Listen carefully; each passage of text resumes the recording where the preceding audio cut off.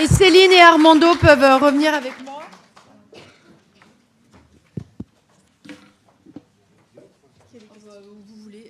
Vous voulez 1, 2, 3, 1, 2, 3. Voilà, ici c'est parfait. On va prendre les questions de la salle. On va également prendre les questions qui nous sont arrivées par toutes les personnes qui nous suivent en distanciel. Je vais peut-être lancer le débat avec une première question pour vous, Céline. Vous avez beaucoup parlé, évidemment, du viol comme arme de guerre. J'ai envie de savoir si ce viol comme arme de guerre, au fil des années et au vu de tous les conflits, on a parlé de la multiplication des conflits, du contexte géopolitique extrêmement crispé actuellement et du contexte de permacrise que l'on vit aujourd'hui. Est-ce que le viol comme arme de guerre, il a changé de visage selon vous?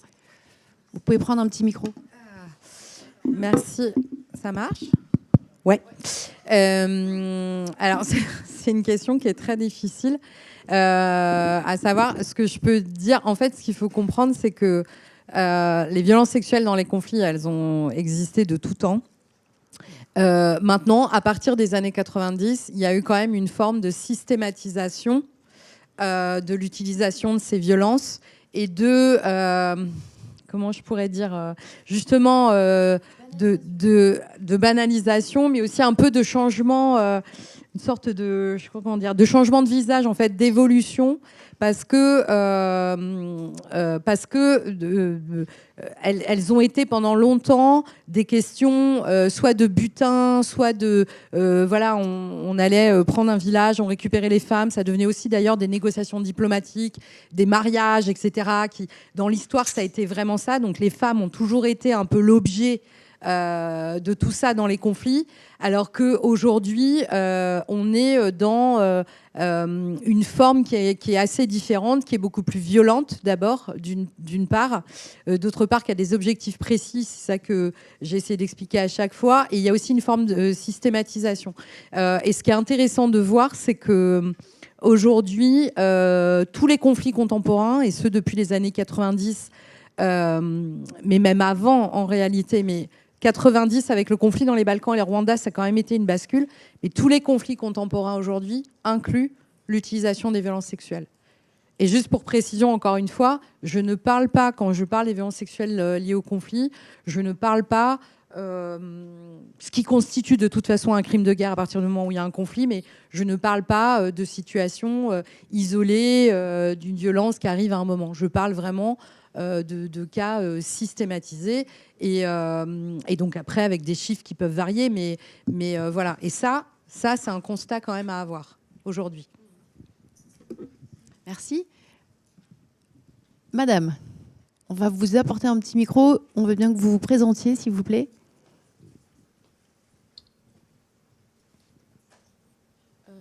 Bonjour. Je m'appelle mademoiselle Adama Hondegla Anne et je suis psychologue au sein du réseau pour enfants drépanocytaires.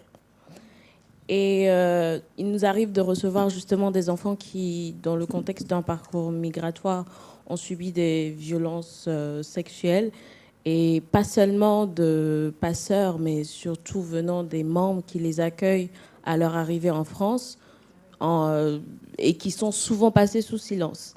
Donc ma question s'adresse plus à Monsieur Coates, pour qui vous avez justement parlé du fait que parfois la demande n'émerge pas de l'enfant, mais de l'école ou de l'institution. Et souvent, quand moi je les reçois en consultation, il n'y a pas de demande particulière, mais on voit très bien un déclin de la santé mentale ou du bien-être de l'enfant. Et dans ce contexte-là, je me pose souvent des questions. Qu'est-ce que je suis censée faire? La deuxième question, qui est toujours un peu en lien, c'est le fait, c'est un peu lié à la première question, lorsqu'il y a une demande, mais que la procédure judiciaire, l'enfant ne voudrait pas qu'elle soit engagée, parce que justement, ça concerne un membre de la famille, et qu'il y a quand même une ambivalence au niveau de l'enfant. Moi, je reçois la parole, mais je ne sais pas si je dois en parler à mon... Bien sûr, j'en parle à mon équipe, mais si une procédure judiciaire doit être enclenchée. Parce que si je le fais, d'un côté, je peux avoir une rupture du lien avec l'adolescent qui refuse systématiquement de revenir en consultation. Et parfois, nos informations, nos IP n'aboutissent pas. Donc finalement, on perd et l'enfant et on n'a pas non plus de procédure judiciaire contre le membre de la famille en question. Donc voilà. Oui, merci pour la question. C'est tout le problème, disons, social, juridique et clinique qu'on est en train de traiter. Céline a dit un mot, c'est-à-dire que la question du silence, où on doit jusqu'à un certain point tenir compte du sujet, de l'enfant qui est mineur, et qu'effectivement, la plupart des temps, il ne veut pas, parce qu'il sait que ça va avoir des conséquences pour la famille. On parle presque d'une bombe à retardement. Là, c'est si vous lisez Triste et Tir, c'est pas un contexte de guerre. Vous voyez bien comment on neige, voilà. Elle sait qu'elle a un pouvoir et que si elle va briser le silence, tout va éclater. C'est-à-dire la mère n'aura plus d'argent, le beau-père ou l'agresseur il est en prison, etc. Donc il y a un sentiment de culpabilité qui est très fort. Oui, tout à fait. Mais c'est ça qui est très paradoxal parce que voilà, c'est la question. Il y a deux types de silence. Donc il y a le tacéré et le sidéré. Voilà. C'est comme la parole pleine et la parole vide. Donc il y a un silence qui est silence où tout se passe bien. C'est le silence que nous on peut avoir quand on n'a rien à cacher. Mais il y a ce silence qui c'est le tacéré. Le tacéré, c'est un silence où on ne parle pas parce que on cache quelque chose et on sait que si on brise les silences, ça a une conséquence. Racine, dans les théâtres, c'est lui qui est le plus fort parce que la première parole dans tous les théâtres de Racine, c'est une parole qui brise les silences et toutes les places changent. Donc effectivement, c'est la question la plus difficile parce qu'il faut porter ça collectivement et c'est une question éthique dans le sens de que c'est toute la question je pense qu'il faut les dire, il faut briser ces silences. Je pense que si on est là, c'est un peu pour ça, c'est qu'il faut être capable socialement de pouvoir porter ça, mais effectivement, il faut mesurer les conséquences avec les sujets. Nous sommes portés avec la psychanalyse, donc on ne peut pas parler à la place du sujet. Donc même si c'est un enfant qui dit non, je ne veux pas, il faut tenir compte de ces non, en faire quelque chose, parce que c'est une question de temporalité, je pense. Dans les livres Triste et Tir, elle voit comment elle a pris du temps et il a mesuré le moment où elle pouvait le faire elle-même, mais aussi pour la famille, je pense. Voilà. Ouais, la différence, c'est que les enfants qui ont été violés sur le parcours migratoire, ils n'ont pas cette culpabilité que portent les enfants qui ont été violés sur le territoire français. Non, mais ils ont peut-être pas cette culpabilité, mais par contre, ils sont aussi dans un état d'insécurité, par exemple. Bien sûr. Voilà, moi, je viens beaucoup de mineurs qui vont avoir peur aussi de parler de ce qu'ils ont vécu parce qu'ils sont dans une situation où parfois ils n'ont pas de statut, etc. Et que dans leur tête, c'est, je sais pas, on va les renvoyer et tout. Donc il y a tout aussi ce contexte-là, voilà, qui. Dire ça. Oui, la honte et culpabilité. Donc, oui, c'est la honte qui frôle la culpabilité. Mais c'est plutôt la honte. Voilà. La honte d'avoir vécu ça, alors que c'est plutôt tu en France. Voilà, je crois qu'on a répondu. Mais je peux ajouter une petite phrase juste parce que je pense que votre question, pardon, elle est parce que la question aussi, c'est de dire qu'est-ce que je fais moi. Et c'est vrai ce que tu dis et tout, mais même encore une fois, je me décale un tout petit peu, mais moi dans mon métier, c'est aussi la question. Par exemple, on parle beaucoup de la justice. Mais il y a plein de victimes, en fait, qu'est-ce que tu fais avec une victime qui ne veut pas du tout aller en justice ou qui ne va pas, et comment tu te positionnes par rapport à ça. Et est-ce que toi, là je parle de moi, ou est-ce que je vais essayer de pousser parce que moi, je vais vouloir que ça aille là. Et donc, c'est vrai qu'il y a une question de temps aussi, ce qui est très juste. Alors là, l'exemple que tu prenais, c'est encore plus complexe, je pense. Mais il faut faire très attention à ça aussi quand on parle de justice et en fait, de comprendre qu'est-ce qui est bien pour la personne au moment M, quoi. Et qui d'ailleurs n'est pas forcément la même chose au moment M plus 2.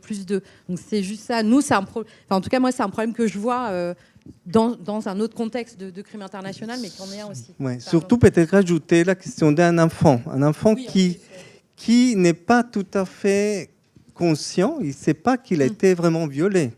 C'est-à-dire qu'il ne sait pas qu'est-ce que s'est passé. Il s'est passé quelque chose, mais il ne peut pas réaliser que ça Oui, parce qu'on disait ce signifie un matin, viol. dans les conférences de ce matin, qu'il était difficile pour une femme de comprendre déjà qu'elle avait été violée. Donc pour un enfant, de surcroît, ouais. Donc il y a des moments où ils sont dans une espèce de brouillard psychologique où ils ne savent pas vraiment ce qui leur est arrivé. Oui, tout à fait. C'est pour ça qu'il faut respecter ça, parce qu'en même temps, ils racontent, ils disent, voilà, monsieur, tata, il a fait ça. Ouais. Tata, bon, après, c'est que, bon, Ouais. quel mot on va mettre là-dedans, effectivement. C'est là où il y a beaucoup de formations et tout. Qu'est-ce qu'on va dire? Oui, ça ne se fait pas. Tu peux nous dire après si ça revient. Tata. On essaie de protéger l'enfant, repérer qu'il est adulte pour protéger l'enfant. Mais après, c'est la question, c'est que cet enfant, quelle temporalité psychique il est, parce qu'on ne peut pas la mettre en position de devoir témoigner pour dénoncer messieurs devant le... Vous voyez, c'est compliqué. Donc, il faut garder ça en tête, la temporalité psychique. On a Claire au premier rang qui veut poser une question. Oui, Claire Mestre, voilà, je suis intervenue ce matin. Alors moi, j'avais plusieurs réflexions. D'abord, parce qu'en tant que psychiatre, je fais des certificats pour la CNDA et qu'effectivement, ils sont plus ou moins bien reçus. Et ça, on a bien le sentiment que c'est dépendant du juge, en fait. Mais plusieurs avocats insistent aussi beaucoup pour qu'on en fasse. C'était une réflexion. Et je me posais la question d'un point de vue, alors pour faire un peu la jonction entre tout ce qu'on a dit, sur un point de vue que je dirais évolutionnaire, pas évolutionniste, puisque ça fait appel à un concept contre lequel on lutte beaucoup, mais sur la question de l'évolution.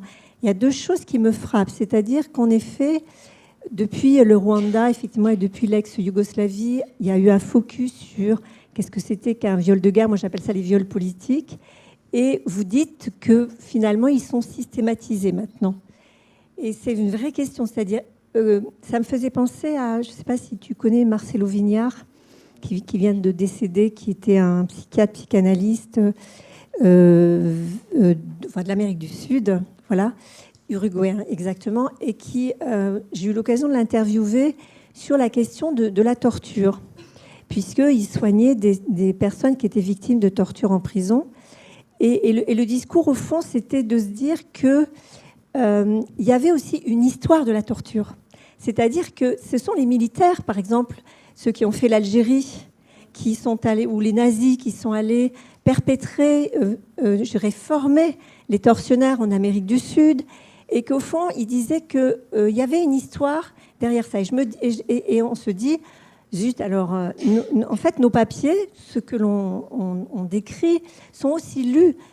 Je ne sais pas par qui, je ne pense pas qu'un enfant soldat lise les papiers que nous sortons, mais il y a comme une évolution, si vous voulez, d'une espèce de violence qui, en effet, alors est-ce que c'est une question de la façon dont on les regarde désormais, ou est-ce qu'il y a effectivement une véritable évolution dans la pratique de la torture et dans la pratique de la destruction du corps, alors on va dire aujourd'hui des femmes et des enfants. Ça, c'était la première question, mais bon, je ne sais pas si elle a une réponse, hein, mais moi, c'est vraiment des choses qui me tracassent. Et la deuxième chose, c'est la question des femmes dont vous nous avez parlé, de ces jeunes femmes. Et là aussi, si vous voulez, pour avoir un pied en Afrique, puisque je vais beaucoup en Côte d'Ivoire, notamment en ce moment, pour travailler sur les questions cliniques, et puis bon, moi, on travaille en tant que clinicienne, on voit bien que les femmes qui migrent, ou les femmes issues de la migration, c'est des femmes révolutionnaires, en fait, puisque moi, je pense que quand vous parlez des droits de l'homme, quand vous parlez de la lutte contre les discriminations, là aussi, c'est une forme d'évolution des sociétés. C'est-à-dire qu'il y a soudain, il y a des modèles qui sont en train de changer, que ce soit chez nous ou que ce soit chez eux. Et la question aussi de l'État, la question des États, puisque les États qui protègent en Afrique, c'est pas le cas. Donc il y a vraiment des rencontres comme ça où les individus sont pris dans des logiques soit qui deviennent très violentes, soit qui sont au détriment des femmes, en fait, en général. Alors du coup, il y a une question. Eh bien oui, qu'est-ce que vous en pensez? Alors, je vais essayer de faire concis. Non, mais la question la question du rapport à la violence et en fait est-ce qu'on est dans plus de violence et tout ça et du rapport à la violence faite au corps. Est-ce que la systématisation dont Ouais. vous parliez tout à l'heure a un lien avec la violence des conflits actuels? Alors, ouais, enfin, je sais pas si c'est Oui. ça, parce que Oui, ça oui, aussi, oui, ça oui, rejoint, oui, bien sûr. c'est une. Mais je sais pas. Non, mais après, est-ce que les conflits sont plus violents actuellement qu'avant? Je suis pas sûre, quoi. Honnêtement, je crois pas qu'au Moyen Âge, la violence du corps, ça devait être super sympa, quoi. Non, mais les méthodes de torture. Donc, en fait, j'en sais rien. Après, c'est pas mon métier. Par contre, ce que je pense, en tout cas, ce que je perçois, enfin, c'est que d'abord ce que vous avez souligné aussi, c'est-à-dire qu'on a un regard aussi qui est différent, je pense, qu'on regarde plus ce qui se passe, qu'on y prête plus attention, et que les années 90, d'un point de vue du droit international, ont établi pour les violences sexuelles que c'était un élément constitutif de crime international. Donc à partir de ce moment-là, il y a quand même une espèce de bascule dans les années 90, je parle d'un point de vue juridique, mais le juridique, il reflète aussi la société, quoi. Je veux dire, ce qu'on voit en société. Donc ça, c'est sûr qu'il y a un autre regard. Après, est-ce que les conflits, voilà, ils sont plus, moins violents? Très honnêtement, j'en sais rien. Le truc, c'est qu'on n'était pas... Enfin, moi, j'étais pas là pendant les conflits au Moyen-Âge et je savais pas ce qui s'y passait, quoi. En revanche, ce que vous me dites et tout, c'est moi, ce que je constate, la seule chose que je peux constater, c'est qu'il y a une systématisation de l'utilisation de ces violences, aussi de manière importante à l'encontre des hommes dans le cadre de la torture sexuelle. À mon avis, c'est pas nouveau, mais... Enfin, j'en sais rien, en fait, parce que je suis pas historienne et je sais pas. Mais en tout cas, il y a ça. Ça, c'est un constat. Et que ça c'est devenu part entière de la panoplie en fait des conflits. Ça, c'est un constat. Mais moi, la bataille que j'ai, c'est que quand je disais tout à l'heure les chiffres et tout, c'est que nous, aujourd'hui, je défie quiconque de venir me dire quelle est l'ampleur des violences sexuelles liées au conflit. Donc il y a beaucoup de gens qui parlent, il y a beaucoup de chiffres qui sortent. Moi, je vois des trucs insensés sur la République démocratique du Congo. C'est-à-dire que vous voyez, vous regardez, on va vous dire il y a 1 million de femmes qui ont été violées, il y en a 6 millions, il y en a 200 000. Enfin voilà, les chiffres, c'est tout et n'importe quoi. Et la question, c'est que ça n'est pas documenté. Et nous, c'est ça qu'on met en place, et notamment avec la création de cet outil digital. Mais moi, ce que je dis, c'est qu'il faut documenter ce phénomène pour en comprendre l'ampleur. Et la deuxième chose qu'il faut faire, c'est comprendre le mode opératoire de ce phénomène. Et qu'il n'y a que quand on aura fait ça qu'on pourra y répondre, enfin en tout cas réfléchir pour y répondre de manière efficace. Parce que comme je vous disais, je finis là-dessus, c'est quand même dément qu'en 2025, en tout cas c'est le rapport 2024, hein, c'est ça de Paten, que le rapport annuel 2025 enfin, du secrétaire général des Nations Unies vous dit tranquillement il y a 25% d'augmentation d'utilisation des violences sexuelles dans les conflits. En 2024, on est là. Et ça, c'est pas. Et en fait, ça n'est pas. Enfin, il y a quelque chose qui ne va pas, quoi. Voilà. Il y a Louise Attani qui veut prendre la parole. Oui, merci. La question qui a été posée m'a fait penser tout à l'heure avant mon intervention. J'ai regardé sur Arte, notamment la prostitution forcée. Ce que j'avais envie de dire, c'est que j'ai entendu une phrase qui disait « Les criminels ne s'arrêtent jamais ». Et ça m'a fait penser aussi à Freud qui disait que nous descendons aussi d'une lignée de criminels. Je pense que l'évolution dont on parle, elle concerne plus la prise de conscience d'un phénomène, parce que l'ambivalence humaine, elle est toujours là. On a en nous de la destructivité et on a en nous de la créativité. Et les violences qu'on voit aujourd'hui dans la guerre, moi je m'occupe surtout des violences intrafamiliales, on voit des violences similaires au sein des familles et que pendant longtemps, on a fermé les yeux. Donc ce que je peux dire, ce que nous permettent les chiffres, ce que nous permettent ces analyses, ces prises de conscience, c'est d'ouvrir les yeux sur un phénomène auquel nous aurons affaire tout le temps, auquel nous avons eu affaire hier, nous avons affaire aujourd'hui et nous aurons affaire de génération en génération. Voilà ce que je voulais dire. Alors, il y a une question en distanciel. Il y a Armando qui veut dire un mot. Oui, non, mais juste peut-être pour compléter ce que vient de dire lui, Céline, je pense qu'effectivement, la nouveauté, c'est peut-être qu'on ne peut pas dire qu'on ne savait pas. C'est-à-dire que depuis le 11 septembre, malheureusement, avant les camps de concentration, on ne savait pas qu'est-ce qu'il y avait. Il y avait une fumée, on a su après, mais depuis le 11 septembre, on a assisté en direct. Et malheureusement, je pense que les violences aujourd'hui, nous sommes tous affectés de façon presque indirecte. Même Gaza, vous voyez, les guerres aujourd'hui, c'est pas une nouvelle qui va arriver. C'est que ça arrive. Et donc là, ça nous demande à nous de repenser toute la question. Parce que nous sommes aussi affectés. C'est-à-dire qu'il n'y a pas que les victimes là-bas, mais on est aussi assistant à ça. C'est presque la pornographie, quoi. C'est-à-dire que je ne veux pas voir, mais je les vois.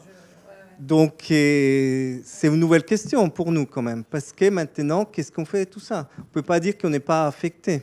Donc, il y a eu un changement planétaire. Et je pense que c'est tout ce qu'on essaye de faire ici, c'est quoi faire de tout ça. Toutes ces images qui veulent nous montrer en plus. Parce que c'est une surproduction d'images. C'est comme le savoir, on a trop de savoir, mais qu'est-ce qu'on fait de tous ces savoirs? Voilà, on sait trop. Et on voit comment la question, c'est pour ça, pour nous, il me semble que la psychanalyse apporte ces questions de que la réponse est en même temps collective, mais ça doit rester individuel, parce que chaque individu doit se positionner face à ça. Et je pense que c'est l'effort que nous faisons tous à la place à laquelle on occupe. Voilà. Merci beaucoup. Oui, oui. Merci beaucoup. On avait une question en distanciel d'Hélène. Ouais. Alors, au-delà des obstacles comme la barrière linguistique, comment la psyché de la victime peut-elle être façonnée par des normes culturelles spécifiques, telles que le devoir de préserver l'honneur de la famille ou l'importance du mariage au détriment du bien-être individuel, au point de l'empêcher de faire confiance aux institutions d'aide perçues comme extérieures ou menaçantes.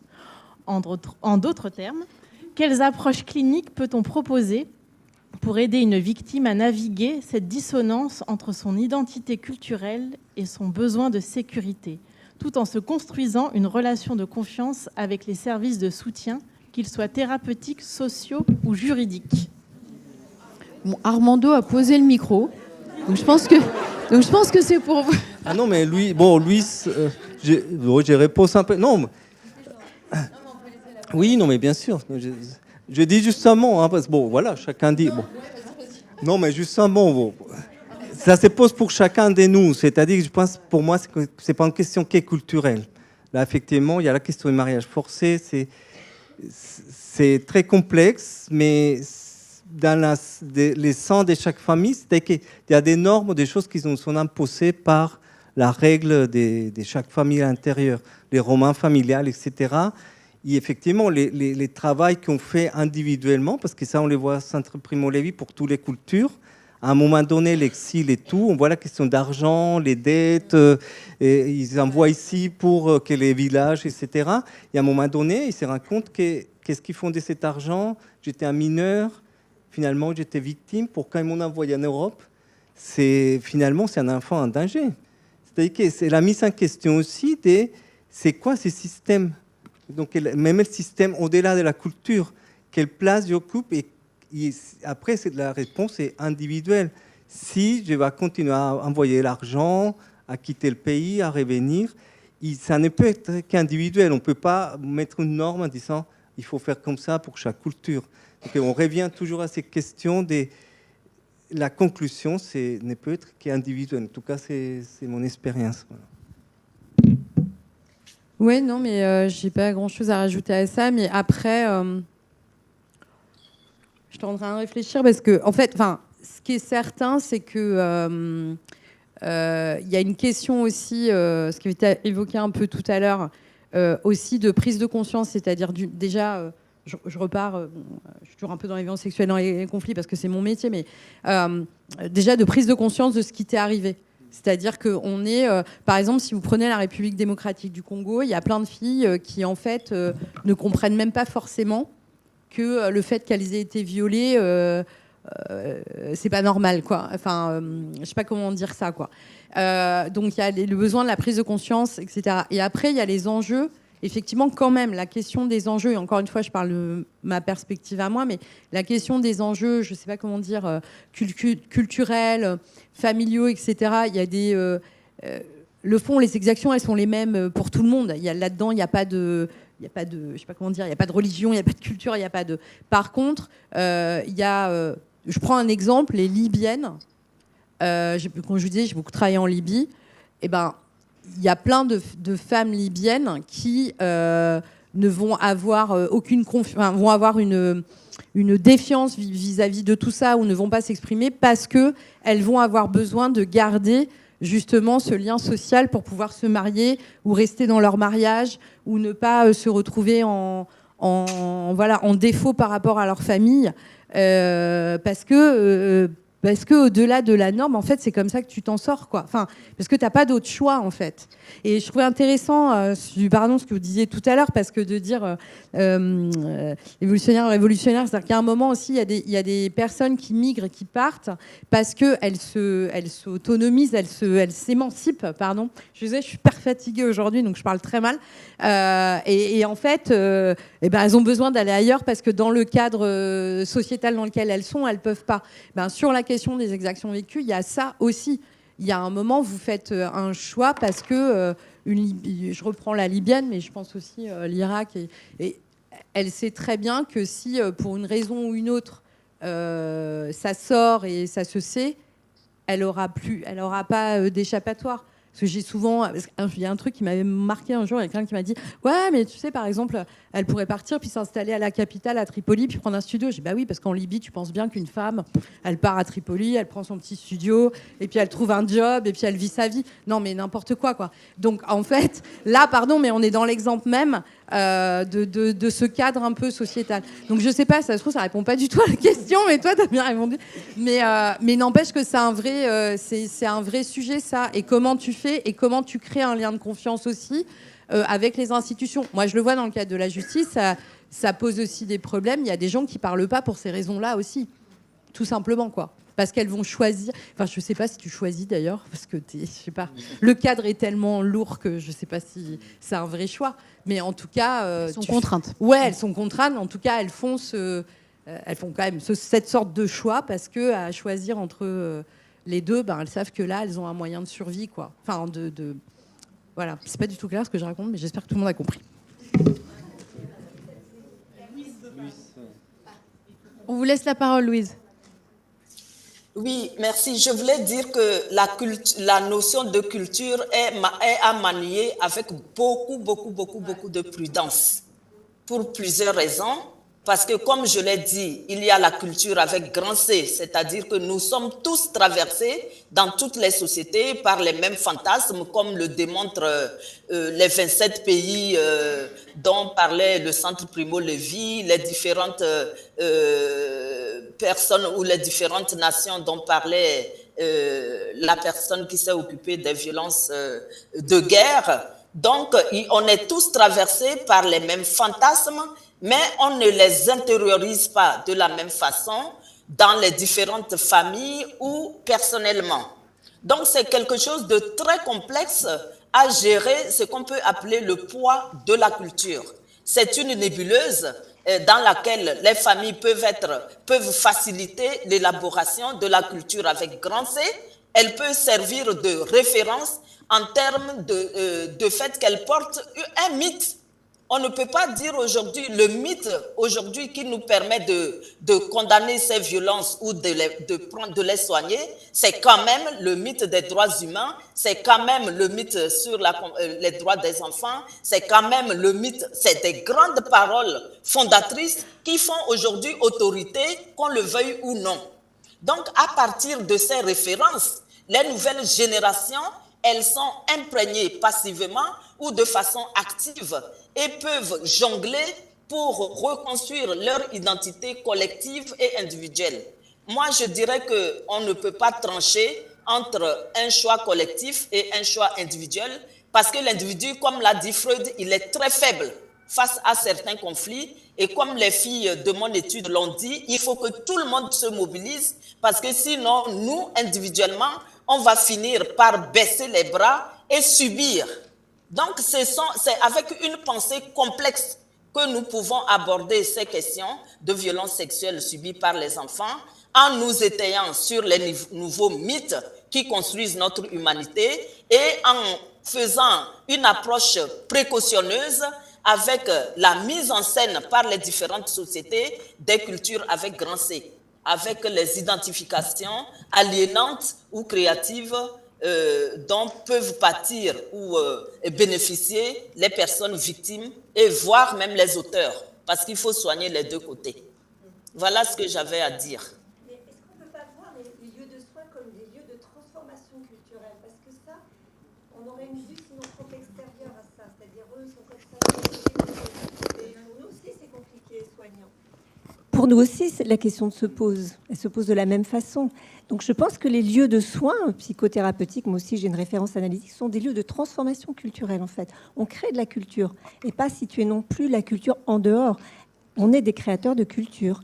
Et c'est pour ça aussi que les lieux de soins, alors qu'ils soient collectifs ou individuels, ils deviennent hyper urgents, je trouve, dans n'importe quel coin du monde en fait. C'est une telle fraction de la question justement des modèles. Parce que n'oublions pas, j'apprécie que vous disiez que ces droits-là font autorité, mais n'oubliez pas qu'actuellement, de quoi on cause? De la remise en cause profonde des droits de l'homme, justement. Et donc, que là, on a le nez dedans. On n'est pas en dehors de ça. Et je pense que c'est vraiment une question éthique aussi, que les lieux de soins, moi je les appelle transculturels, ce sont des lieux de production culturelle où on va débattre aussi. Alors, j'entends bien, hein, d'un point de vue très personnel, singulier, individuel, mais que c'est aussi pour resituer nos lieux de soins qui ne sont pas en dehors de tout ça. Oui, tout à fait d'accord, mais je pense qu'on est confronté à la culture aujourd'hui à le discours capitaliste et le discours de la science qui écrase beaucoup de choses. C'est-à-dire que malheureusement, on voit même comment ça va au-delà d'une culture. Et c'est là où la question que Louise pose, c'est la question de la parole collective. Et je pense qu'il n'y a pas de parole collective, justement. La preuve, c'était qu'il faut se taire pour écouter quelqu'un et que quelqu'un puisse prendre la parole. Et je pense que ça, c'est un acte où les centres des soins, les centres qu'on propose et la justice et les lieux sociaux. Primo Levi, on parle des cliniciens par rapport à les juristes, les instances sociales, sont des actes cliniques dans le sens de que c'est un lieu où le sujet va pouvoir dire quelque chose. L'acte de dire, c'est un acte de parole et c'est un acte éthique. Et je pense que la culture, elle est là dans la position de je assume et je dis ça. Et c'est presque une parole qui n'est pas forcément des témoignages à chaque fois, mais ça pose la question de qu'est-ce que c'est une parole collective. C'est-à-dire quand on parle de culture, c'est compliqué. Parce que, par exemple, on dit les Colombiens, c'est quoi un Colombien? Moi, je me pose toujours ces questions. Mais c'est les questions signifiantes de qu'est-ce qui fait représenter un sujet. Et quand on rentre là-dedans, on se rend compte que c'est très compliqué parce que la représentation devient très individuelle. Et finalement, la culture n'est pas... Je suis désolée, je suis obligée de vous couper, mais on a une demi-heure de retard. Je vais annoncer une pause beaucoup plus courte que prévu, j'en suis désolée. Mais on va se retrouver d'ici 5-10 minutes max pour la suite des échanges et la table ronde. Merci, à tout à l'heure. Je suis désolée.